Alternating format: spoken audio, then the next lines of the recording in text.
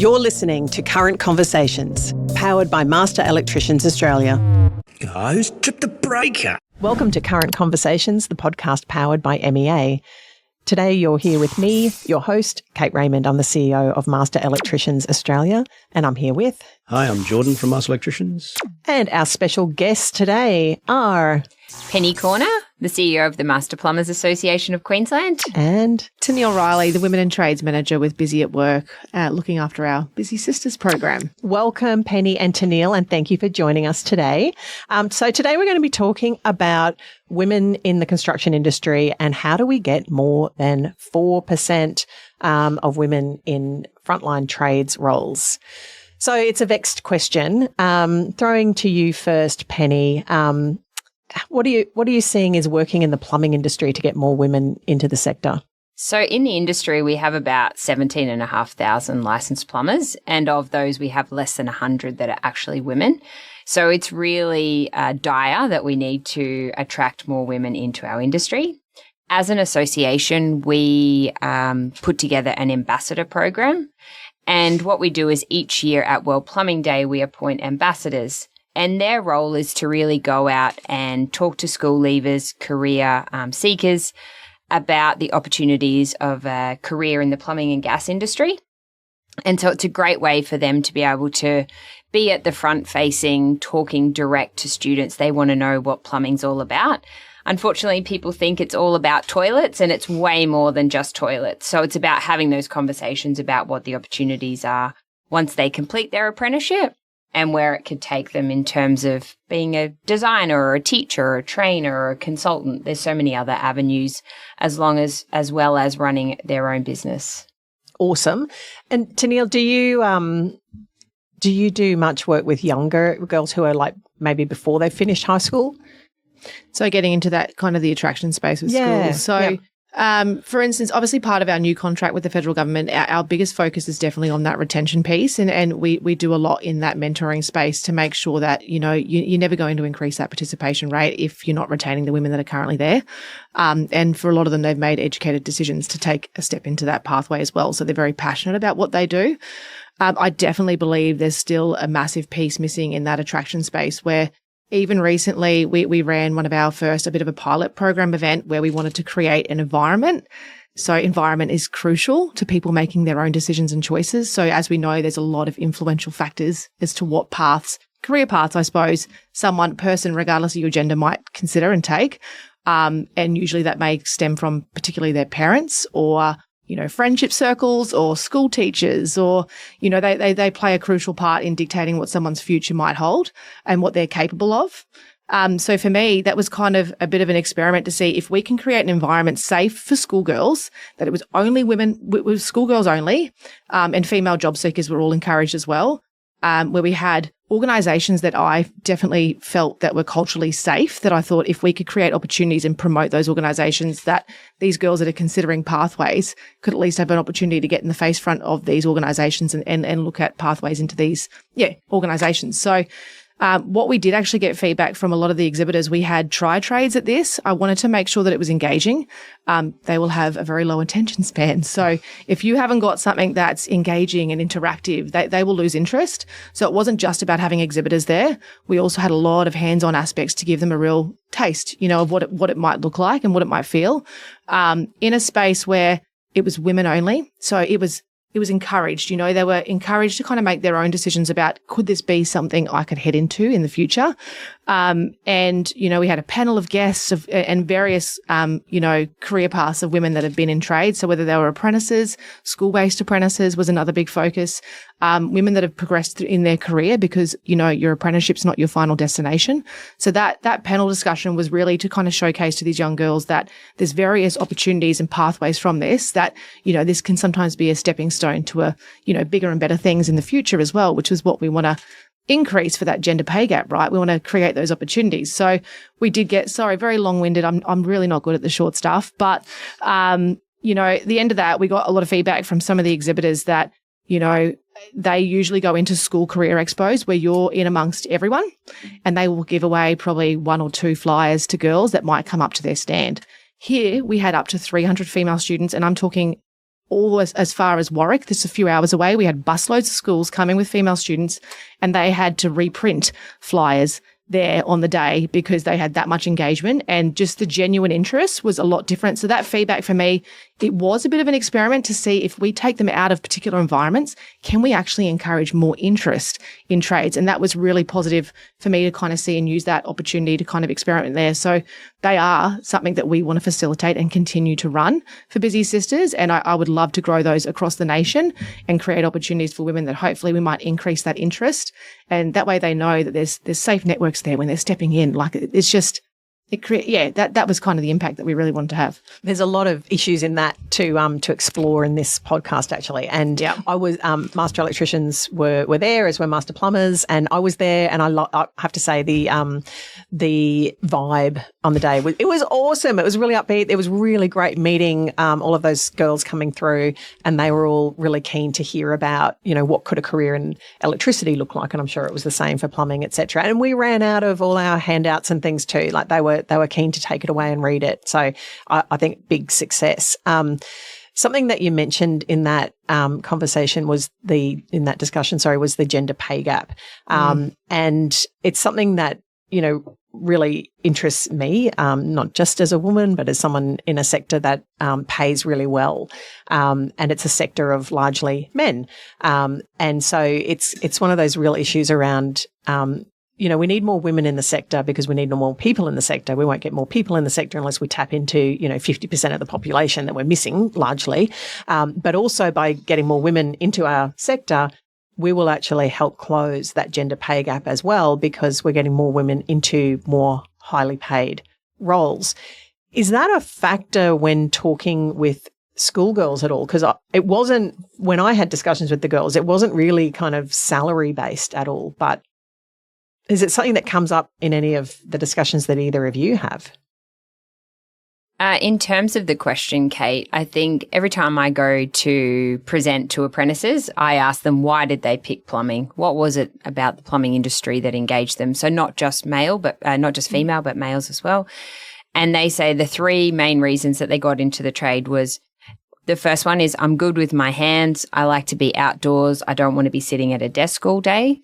The second one is because my dad's a plumber, my uncle's a plumber. There's some sort of connection to the industry. And the third one is cash. They see the industry with the opportunities, although the apprenticeship pathway might not be as amazing. They realise that long-term, the opportunities for them are well-paid jobs into the future. Yep. Yeah. And is that the girls, and like no difference between gender on that? There's no difference in the conversations that I've had. I'm not sure about you. Money talks. But that's not a bad thing. Jordan, does that come up with discussions that we have with industry from the business owner sense around trying to sort of keep up with expectations maybe around? Look, overall, and it's not insofar as a gender issue for wages, but if you've got a quality sparky who wants more money, they will find more money. And I see a lot of our members wanting to. In fact, I think I was having a conversation last week or the week before with a member about, look, I want to make sure I'm paying my female sparky what she wants and what they want, because I want to keep them. I think quite a lot of our members are proud to have any female sparky or apprentice, and they want to get them through. They call and they, what else can I do? What do I need to do? Because they're competing with a lot of different factors, and if you've got as I say, a licensed sparky, they don't have a license to print money, but they're certainly in a good labour market at the moment. So there's not a question of, am I going to pay anyone less? That's for sure as mustard. Yeah. It's we're going to pay what we need to pay to keep quality sparkies. Yeah. And how does government policy impact that? I've heard stories of around various different jurisdictions in Australia where government has had a policy to have a certain percentage of women involved in construction projects, and the impact that has actually had on some of the smaller businesses who've employed women, female apprentices or other, to sort of lose them then to those big projects and kind of been taken on as a, like that company, a large contractor working on a big project with targets will pay whatever they need to pay to have someone who meets one of their sort of target groups and large, often that's women. There's also Indigenous workers as well that is often in those target groups. And it's a good thing, like to be clear, really good thing to encourage more women in, but there is a dark side to it as well. I mean, I think we're already seeing, regardless again of gender, that people are going from small businesses to those bigger projects. And if you've got one employee you want to keep, you might lose them anyway because the money's following those larger projects, particularly in Queensland. So yeah, you're still subject to the whatever labour market trends there are. And looking at those retention strategies and encouraging businesses to get on board with how they can retain their staff and what, if they can't provide extra wages, what other alternative options around that flexibility can they offer? Yeah, and that's an interesting one. A lot of our members tell us they've moved to a 4-day week. So they're offering what they can to try and keep, and that's for, male and female staff to try and keep them in the business. So business owners are really embracing a lot of the flexibility options to try and keep staff at the moment. It is a twofold shift that I've seen talking to employers on those shorter work cycles concept, because you've got a lot more fathers wanting to be involved in the actual part of bringing up their child, perhaps. What a concept. But when a whole group of workforce wants something, then they have to shift with that. And it does give equal parts for both sides to go, well, there can be rotating rosters, flexible work arrangements do help both sides. I've seen a lot from our members that you mentioned a safe environment.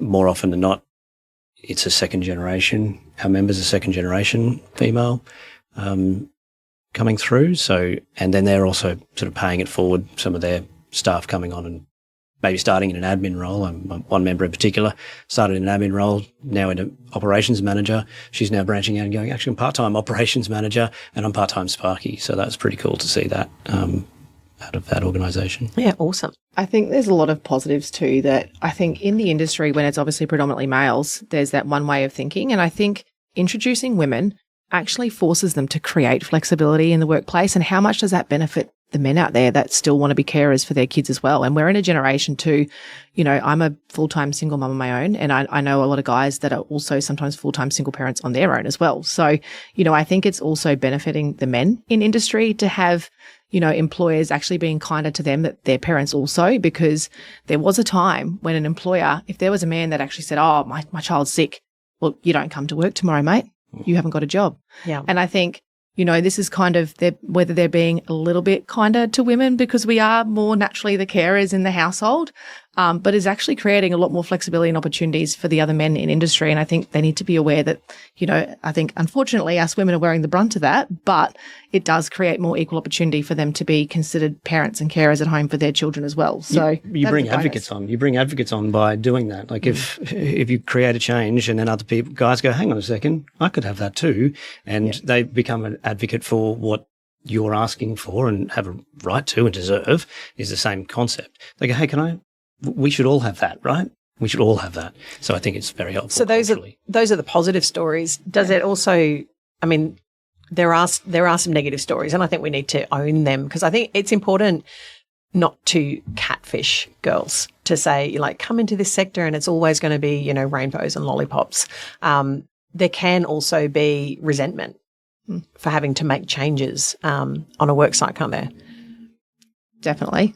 And they will probably display in some really unruly behaviours towards an individual. But, a key characteristic, you do have to have a little bit of resilience to step in here, unfortunately, as terrible as it sounds, because we are still overcoming culture, which is like breaking generation after generation after generational, unconscious bias that has been in people's biology for how many thousands of years, right? And you can't fix that overnight. And this is a long haul approach to be able to grow female participation. It is going to take us quite a effort. We have to be realistic as well. And obviously touching on I was having a look at some research that in the construction industry specifically, because it's probably an industry that needs a little bit more shift than others with that progression, is looking at the growth possibly at about looking at 0.5% increase each year. Obviously, that's if we're progressing with 0 bumps in the road, and all of our culture approaches and our retention and our attractions working perfectly in a seamless environment, which be a perfect world. You know, be looking at 2074 if we were to hit 30% participation in the construction industry, and that would make me 85 years old. So, well, that's got a jingle to it. 30 by 74. Just not really rolling off the tongue. It's not rolling off the tongue. Wow. 2074.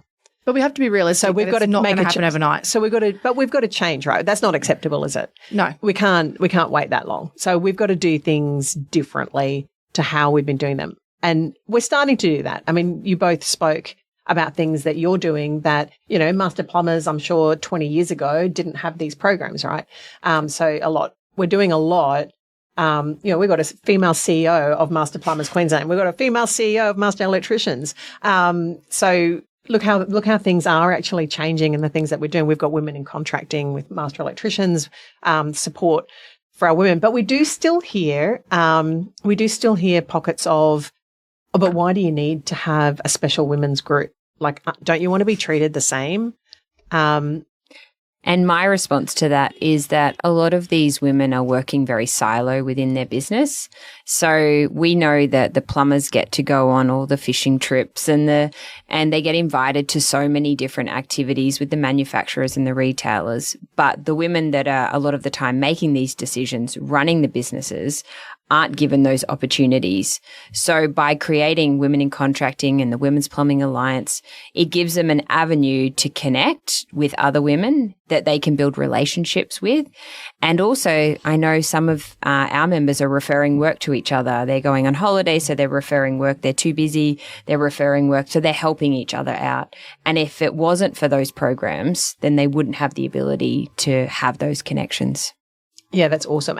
And so with Busy Sisters, a female-led mentoring program, you know, do you think that is, well, obviously I'm hoping you have a view that that is a positive thing, but how's that working, having female mentors for female trades? Yeah, well, as cliche as it sounds, but it is a saying that everyone does use on repeat. It's you can't be what you can't see. And to be honest, like that feeling of isolation, and as strong as these women are stepping into these spaces, when you are the minority, it can diminish your confidence immensely to the point where you leave. So, you know, for us, it's extremely important to make sure that from the very beginning of that apprenticeship, you've got someone there as a support and a mentor that's like, hey, I'm here. I got you. You know, I'm here every step of the way. And you'd be quite surprised how much just having that one person in your corner can make an immense amount of difference. Like it really does, because they step in and they're very strong, and, you know, they're stepping into their masculine and they're stepping into these spaces and they're courageous women. But you do need to have someone that's backing you when, you know, times get tough. And unfortunately, the culture shift is still there. And it's very, you know, prevalent in the construction industry with, you know, I met with a gentleman recently who said that biologically women shouldn't be in these places.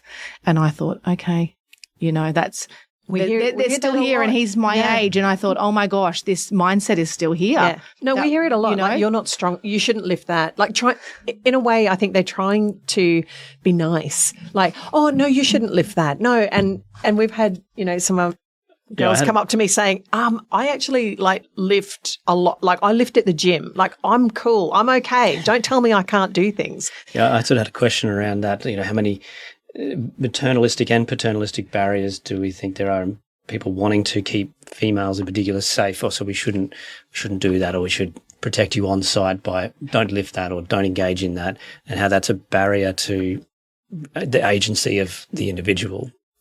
I think if a female needs to work out how to get something from A to B, she may not do it in the same method that another co-worker might do it. She might look for alternative options in order to do that. So I think it's just being open-minded in the approach. But we now have, you know, we have a lot of lift assistants, the mechanical lift or two-person lift, and quite often blokes are lifting things that they shouldn't as well, that are not safe to lift with a single person. And in turn causing problems for them in back injuries, which are one of the highest for our trades. In the back of my mind, I can hear so many employers saying, I would love it if guys stop brute forcing things that they shouldn't brute force, whether it's lifting or, wrenching. Jamming or whatever. something. Yeah. Correct. Please stop trying to carry, washers, dishes, dishwashers, whatever by yourself. We also hear feedback that in some instances when it's a maintenance type plumber and they're going to Mr. and Mrs. Smith's house to repair something, if there's like a domestic violence case or situation, or if somebody's feeling very uncomfortable about a male entering the property, having a female plumber going into site can also make the residents feel more comfortable in that particular situation. So advantages for the business to have female workers. Yeah. Correct. Yeah. So every episode I do a question, a fact or fiction. Okay. So fact or fiction. So we have to guess. It's all right. You'll know the answer. It's okay. It's a loaded question. Fact or fiction. It's okay for a business owner to say, I'm not going to hire a female apprentice because the work involves really manual tasks, heavy lifting, things that girls are just not built for. Not acceptable. Yeah. And we still hear it though, don't we? Yeah, and actually in my past life, I have girlfriends that are concreters and had been doing it and still are to this day, 15 years later, still concreting. And she's renowned for being one of the best finishers on that job site because of her quality and attention to detail. But, when I was a return to work mum, had no idea what I wanted to do on my path. And she's like, hey, come do some labouring with us. And I'm like, okay, cool. All right. In the middle of December, January heat. So you can imagine it's hot, right?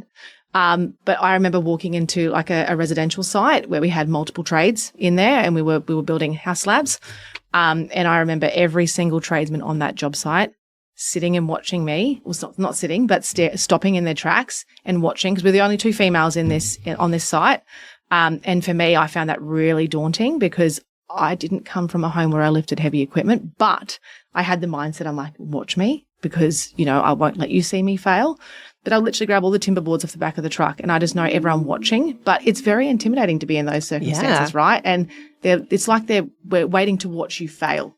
And in my head, I'm just like, well, watch me because I'm not going to. And I didn't. Good. But I wouldn't let it happen. And it's kind of, and I'm not suggesting that we have members of any of our associations who do this, but we do hear the stories. And it's kind of that there's a misconception around the ability to say that the job needs a particular type of person. Because you can do that. You can say, this job needs someone who has certain traits to be able to do the job. And Jordan, I'm sure you've got a million examples you could give off the top of your head, but he's looking at me going, yeah. Me too. A couple. Sure. But you can, there are certain things that you can say are needed, and, for example, if the job did require moving from, A to B, upstairs, et cetera, and you had someone who, could not walk upstairs due to there's overall workplace suitability questions, whether it's a capacity issue because of a pre-existing injury or something like that. Do I have a back complaint? Have I been, brute forcing dishwashers when I shouldn't have been, and now I've got a problem with a disc? So, or even just have for a question from members, non-gender related, in the space of someone's too big. And not just necessarily in the horizontal sense, but sometimes in the vertical sense, that they're too big to fit inside roof spaces, and maybe both, or under houses, that they just, there's just no way you could get this person into that arena. So there does come down, the capacity issue, and that's about providing a safe workplace. So it's not an ignored question to say, well, we're just going to throw everyone in there. You still need to provide, safe workplace and assess people's capacity. And if I've had, and this is actually related to a young male, they were a bit worried he was a bit of a runty fellow, like I tended to be at 18. Still probably am. They were worried that he could not bear the physical elements of the trade as well, that they would break him by doing that. And so they had to consider the capability and the assessment, how they were going to assess their suitability for the role. So it's still a consideration as to musculoskeletal injuries. Am I going to put the right person in the right place? But at the same time, two persons lifts, hoists, how should work actually think laterally. Be done? Yeah. But it's also, you can't use it as a blanket. You can't say, I'll never look at a female apprentice because I'm worried about how the blokes on site are going to treat her, or I don't have the facilities, or, that's not okay. Mm. I spent years working in a bricklaying industry body, and as part of that, there was like zero representation of women. And I recruited a lot for that industry to help grow their apprentice numbers, which they struggle with attraction, for the most part. Part of what I found over that time, more of like an observation study than an actual data study per se, but is successful candidates that actually were able to last. And that is a hardjacker trade. So that is a great trade to use as an example. That and concreting, pretty hardcore. Yeah. So, for that one, I could throw a gentleman out that was 6'2", very muscly, well built, that stereotypically, if you would have visually look at him, and he was a male, he fit the bill for what an employer would go, oh yeah, this guy will be great. Yep, no worries, get him out. I can tell you now, I had gentlemen like that at 10 o'clock at Smoko, the employer would ring me. Tennille, he didn't last, he never came back. Okay. And then I would throw a young whippet out that had the right attitude. And, there was key questions I would try and ask to determine whether they carried a bit of grit and resilience for the industry as well. And that's looking, obviously, their passion and their perseverance was one, because that's a key attribute to help someone be successful. And then resilience was definitely, I knew that you had to be resilient in this industry, because that's, when it gets hard and your body's sore, you've got to be able to work through those hard times and the discomfort to get conditioned. Yeah. And that didn't take long to get through. And I thought, if I can look for those key characteristics, and that didn't come from gender, doesn't come from race, no background, no built, no muscles determined that was like a mindset. And, and I loved proving employers wrong, to try and shift their mindset about opening their eyes up to what else was out there, because they couldn't get anyone, and instead of sitting there whinging, I can't get anyone. Okay, we got to shift your mindset of what you can get, and we open them up to mature age. We, change their mindset on size and gender, and we grew their female participation from under 0.5% to then over 4% nationally, and they've already shifted and growing further in that space now. So, that's massive change. And I know that number seems really small in the big scheme of things, but, in an industry that struggles with attraction, that to me is like huge growth. And it's not something that we're going to grow to 58% overnight, right? So, that was like, that's a mindset shift. Even for me, not having a background in labor-intensive roles, it was my mindset that made me go, I'm not quitting, and as much as they'll sit there and want you to fail, I was just like, just watch me show you and prove you wrong. I love that. Yeah. That anecdote. That is fantastic. Yeah. 4%, it sounds really small, but it is actually growth. And there's now, I think the latest figures out of CSQ were Construction Skills Queensland for those, is that there's 7% female apprentices in electrotechnology, which is a big jump, which is a big number in our world, but it's a small number for everyone else. How do we actually try and get some step change, like so that we can try and get instead of 7 going to 8 to 9, how do we get 7 to 11? How do we kind of try and jump that up? Can we? Yeah, of course we can. I think there's lots of ideas out there. We just need to work with government and industry to put them in play. We did do a project a couple of years ago, which had a set target on the number of females on a site. We were all told that we would never meet the target, and we did smash it. And it changed the whole culture on that site, and the feedback that we received following the completion of it was phenomenal. So we need to look at specific projects and try that again and set a target and try and create more. I think it's great what the Busy Sisters program has in terms of the mentors, but we need more. We need more mentors out there, and we need role models out there that, government funds, state government funds, to be able to put them out there on show and be checking in, like the program you talked about before. We also need to encourage more individuals to do diversity and inclusion training as well, so that we can bring more of those male champions into our industry and to help them increase the number of female participation. I think that's a really important one, actually, because I think, and we probably get that with people who call up talking to Jordan at the moment, people who call up to master electricians who they want to do the right thing, but they're not always sure what is the best thing to do in this situation. And not everyone actually realises the little things that happen day to day that can sort of turn away young women or older women or women in general. So, you know, an obvious one is not having a toilet facility or somewhere to keep sanitary products. And we're seeing law change in that space. So yay, we'll get there. But even some of the little comments that can be made, things like noticing that the guys all stood and watched as you, Tennille, as you were carrying something. Not everyone notices that. You notice that. I would notice that. But if you're not in the minority, you don't always notice those little things. There's still a lot of those, the comments, you know, the sideways comments, you know, whispers in the corner. You think the construction site's big and that people aren't going to notice you, but, you know, you can sense the air change around people, right? And it's not, you don't have to be a wizard for that. You can just notice that people start to treat you differently and you at least suspect that. So it's that welcoming element, and how do you achieve that, I think is part of that. Yeah. I actually had a question about, well, maybe even an idea, or is it evil? Who knows? Do you think that things like the TikTok and Reel trends I've seen of tradie videos, do you see, I've seen quite a few female sparkies or female trades ones, actually some plumbing ones even. I don't just say electrical around my phone so much that it picks that up. Do you think that is a way of engaging with young people overall, and in particular females? Do you think, I'm not suggesting you need a plumber's, you know, TikTok account, but do you think that that's could be a positive influence measure and it might work? I think we've got to try anything. And if that's the way to engage with the younger generation by utilizing platforms such as TikTok, then I think have a go.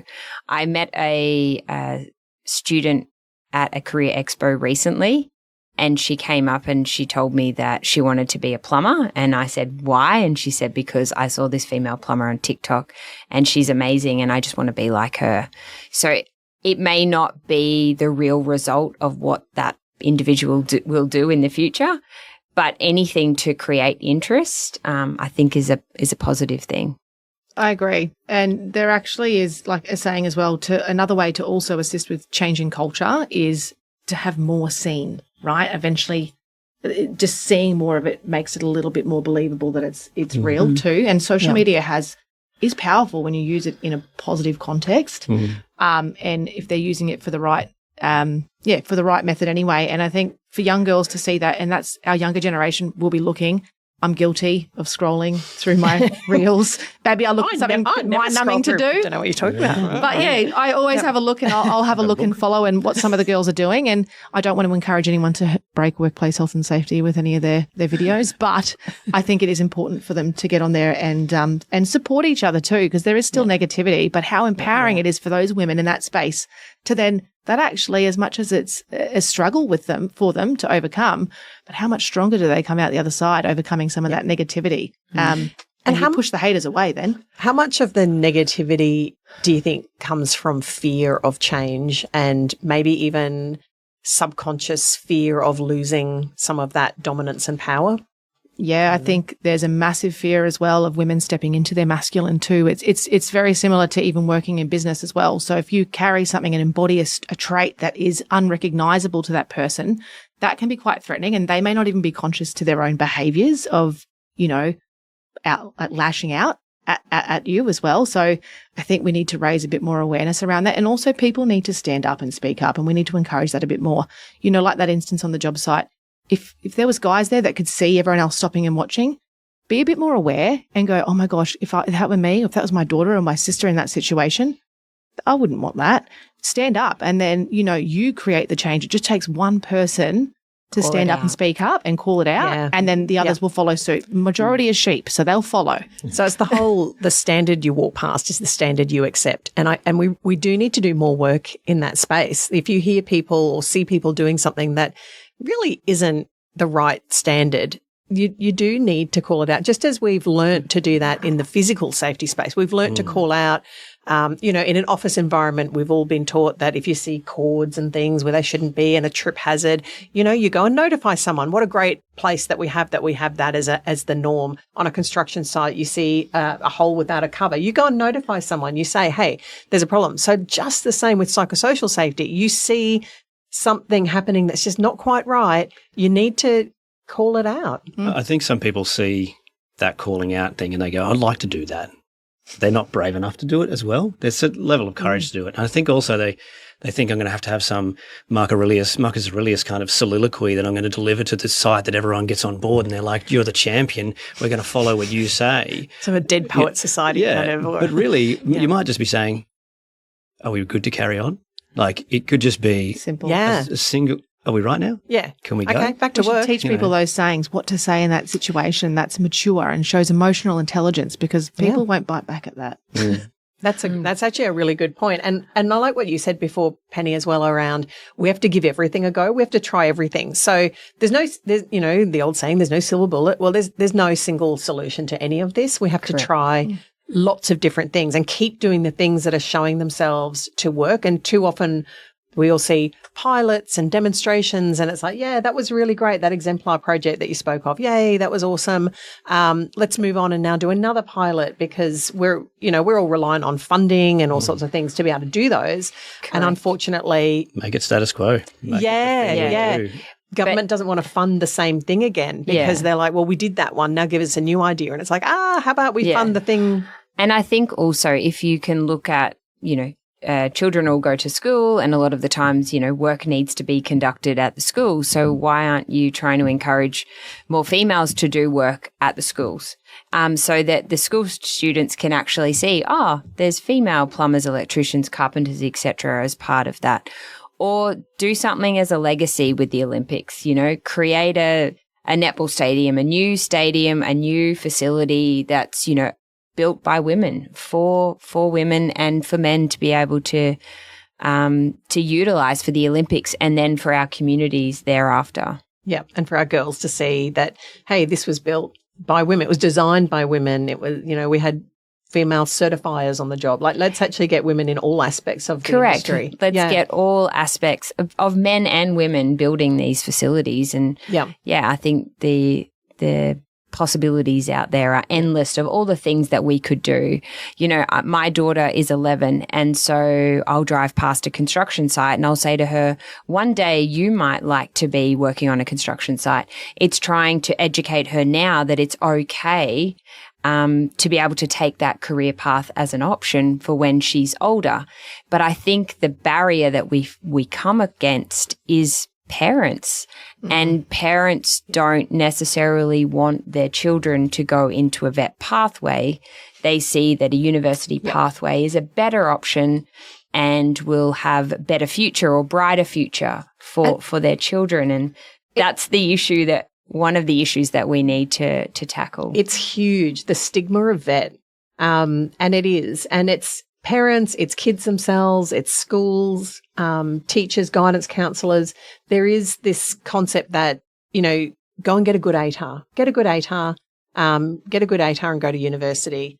And vet is for the kids who can't get a good ATAR, which is completely and utterly untrue and rubbish.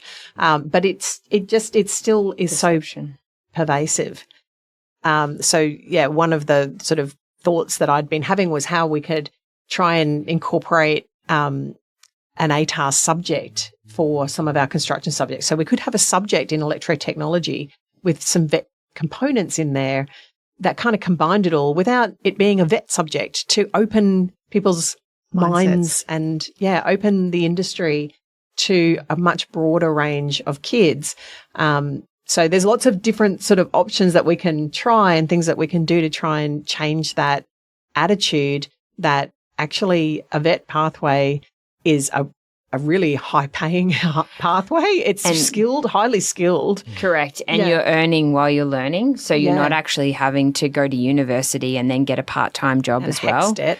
And have a massive debt associated with it. In our particular industry, there's user choice funding that's available for the apprentices. So they're not having to have a massive debt. They're going to college, they're working on site, they're getting a broad cross section. And yes, they are getting paid apprentice wages, but every year their wage does increase as they complete and become qualified. Yeah. And at the end of the day, they're learning, right? So I know there's the talk around apprentice wages are really low, and it's really hard for mature age workers to become an apprentice as a result. And I think there's probably some work that could be done there as well around, maybe subsidising wages for older. And when we say older, a mature age apprentice is over 21. So mature age apprentices are kids. I was still trying to figure out who I was at 21. So, and that was like even in the bricklaying industry, we had to shift mindsets for employers about the wage progression to have a mature age. But once they started to see like quality candidates, they've experienced life. They figured out what they want to do now. It just took them a little bit longer to get to where they could find their own path and journey. And no one's path is linear. Like no one's path is the same. Sorry is the best way to put it. Yeah. It took me till the age of 28 to really figure out what I wanted to do and where I wanted to go. So I was a bit of a late bloomer personally myself. So I completely get that not everyone at the age of 17 leaving school has any idea on what they want to do yet. Or even like 14 at grade 10 going into a Cert 2, for example. Yeah, there's subject selection and pathways and kids are kind of being at that point shuffled into, are you in the Cert pathway or are you in the, maths, science, or are you in the humanities, or, they're kind of having to decide. And I see it with my daughter. Luckily for me, she kind of pretty headstrong. Don't know where she gets it from, but she knows what she wants, and she's going to get it. But a lot of her, a lot of kids around her don't. I see a lot of employers who want to only hire mature age apprentices for exactly the reason you say, Tennille, because they've mucked up, stuffed up, and now they're ready to go. That's not to say everyone who's 21 has got their proverbial crap in one sock, but they're ready to go, and there's a better chance of it at least. I think we've reached that part of the podcast where we talk about what we've learned in the discussion, Jordan, and I've learned the phrase "crap in one sock." I haven't heard that one before. It's one of my favourite army ones. Okay. I would be intrigued too. I've always wondered, and it's not a space that I play in necessarily in the university space, but I'd be really intrigued on the data on to look at if there was based on like a census and completions of university degrees, who actually went on to work in that industry. Have they done anything, or have they paid off their HECS debt? Is probably the biggest thing. If it's called a HECS debt, please. Yeah. That's what we call it. That's one way to track it. How many have completed that university degree and not earned enough money to pay it off?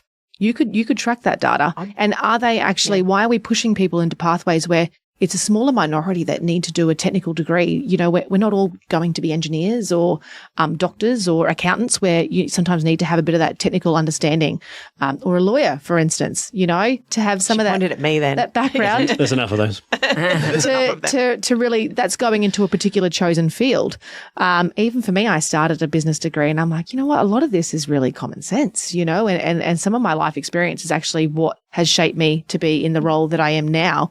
And very passionate about advocating for change. That's definitely, not everyone who knows me knows that's the case. And I definitely work for purpose. And this gives me purpose to be able to create change in a space where I think, how dare society say that we cannot do something? And what I think is a really great reflection is I watched on LinkedIn recently where it's following this page called The Female Quotient, I think it's called. Back in 1972 or whatever the year was, there was the first woman to ever run a marathon. How crazy, right? Because I have been, since I've been born, I didn't think running a marathon was impossible. You know why? Because that lady created and made it possible because they didn't want the next generation. Yeah, they didn't want women running a marathon. And to think in 40 years' time, can you imagine where we're going to be? And imagine our next generation of kids and what they're going to grow up just not knowing any different. Yeah. And then we will get there. But I just thought that was a really great reflection to think once upon a time, society told women they couldn't run a marathon. BS. Yeah. Maybe not me personally. I ran 7Ks, but I think that's how much society are really damaging, and we got to really shift those mindsets too. Yeah. Penny, what's your key takeaway from this podcast discussion? I think it's just been great open discussion today and just sort of hearing all the avenues. But I think we really need to put together actions and say, this is where we need to get to. And these are the opportunities or the steps that we could take to get where we want to be. And we need to demonstrate that to industry, to governments, and we all need to be working together to be able to get a more diverse workforce. We've got a skill shortage out there at the moment. We need to address it. We need to bring more people into the industry, men, women, everybody. And so let's look at the ways that we can do that. And we've talked about some of those today. Yeah, and working together, because there's lots of different programs all happening at the same time and reinventing the wheel a lot, and people saying, oh, if I could just get a bit more research in this area. And it's like, oh, there's so much research. We're kind of all not like, how about we start actually taking some steps and working out where we can take those steps together and all swim in the same direction would be awesome. Yeah, agreed. Collaboration and working with industry bodies such as the National Association of Women in Construction is obviously key. And meeting with the new government and suggesting some of these strategies and looking at how they can progress them alongside or with us as industry bodies and stakeholders. Yep. Awesome. Jordan, any final word? I see that the only option is to never stop trying, and that without change, you can't make change without change. Nothing changes without change. So we've got to keep going. We've got to accept the change, and we've got to never stop trying. Love it. Well, thank you, Tennealle. Thank you, Penny, for joining us today. I have loved this conversation and this podcast, and thanks for listening. Thank you so much. Thanks for having us. Bye. Thanks for listening. To find out more about who we are, how we help the industry, and how we can help you, head to our website or give us a call. Stay current with Current Conversations.